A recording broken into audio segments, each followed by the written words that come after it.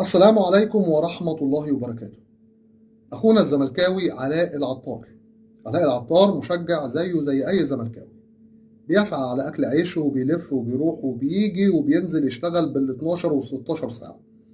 كان رايح يتفرج على مباراة الزمالك وسيراميكا كليوباترا، وعمل حادث سير وهو رايح يتفرج على المباراة وتوفي في الحال. الله يرحمه ويسكنه فسيح جناته. إدارة نادي الزمالك نزلت بيان نعي بالاسم علاء العطار، لكن إدارة الزمالك اتأخرت. إدارة الزمالك اللي لما علاء اتوفى محدش نزل أي بيان نعي ولا أي حاجة، وبعد كده نزلوا بيان نعي للبنتين المشجعتين للنادي الأهلي الله يرحمهم ويسكنهم فسيح جناته. لكن مين اتوفى قبل مين؟ علاء العطار.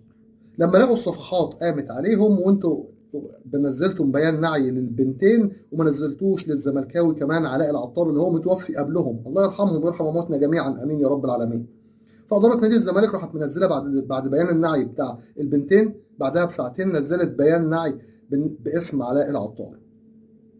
مش عارف اتاخرتوا ليه ولا عشان ايه، بس رجاء من مجلس اداره نادي الزمالك ولكل محبي وعشاق نادي الزمالك اللي ربنا مقدرهم واللي حالتهم الماديه كويسه يعني، نتمنى ان انتوا حتى تساعدوا اهله.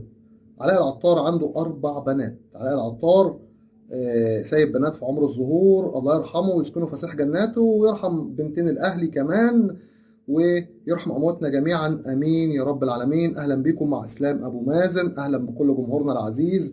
يا رب كلكم تكونوا في احسن صحه وفي احسن حال. النهارده كالمعتاد هنتكلم عن اخبار الزمالك وكل مدار داخل نادي الزمالك. لايكاتكم الزملكاويه مهمه جدا عشان خاطر الفيديو يوصل لاكبر عدد ممكن من جمهور نادي الزمالك العظيم فضلا وليس امرا. دوس لايك. الكلام اللي انا قلته في الاول ده عشان خاطر اعرفكم ان لو ما كانتش صفحات الزمالك قامت وقالت واتكلمت ما كانش حد هيفتكر علاء العطار.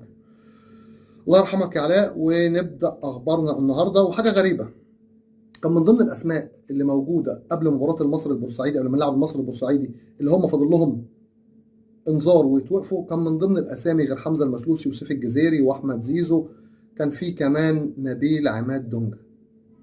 نبيل عماد دونجا فجاه اخذ انذار، وطبعا ابراهيم ضاي كان موجود في الليله هو كمان كده كده، ما هو موقوف. فبناء على ذلك تم ايقاف احمد زيزو وابراهيم ضاي. نبيل عماد دونجا اخذ انذار في مباراه المصري، ما عرفناش، ما حدش قال له انه توقف، وقلنا خلاص يبقى احنا اللي حاسبين غلط. فجاه تم الاعلان ان نبيل عماد دونجا تم ايقافه.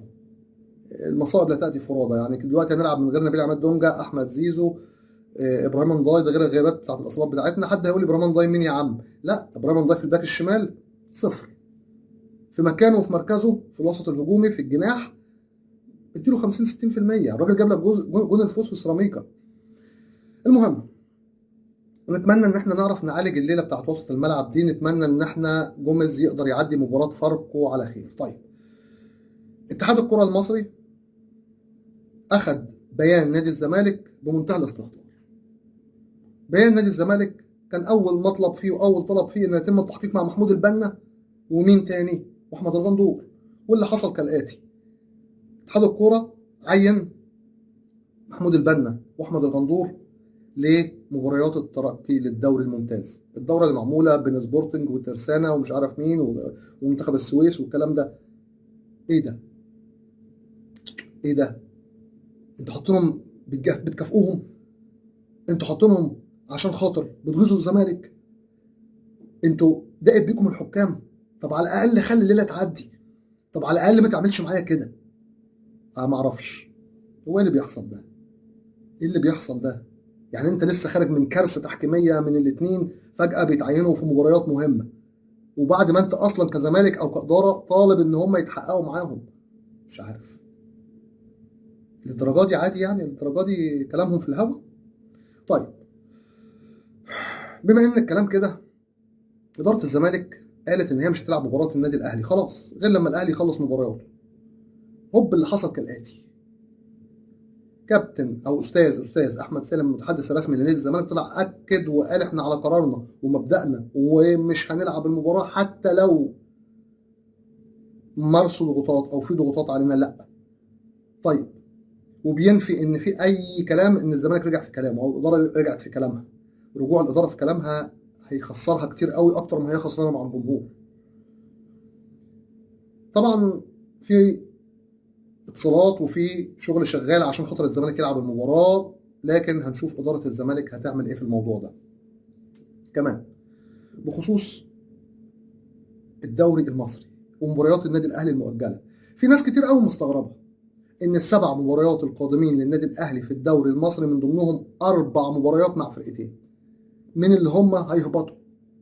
فاركو هيلاعبهم مباريتين من ال7، مش بس فاركو، والداخليه كمان مباراتين، يبقى كده 4 من ال7. يعني انت بتخليهم من 7 مباريات يلعبوا فرقتين 4 مباريات رايح جاي.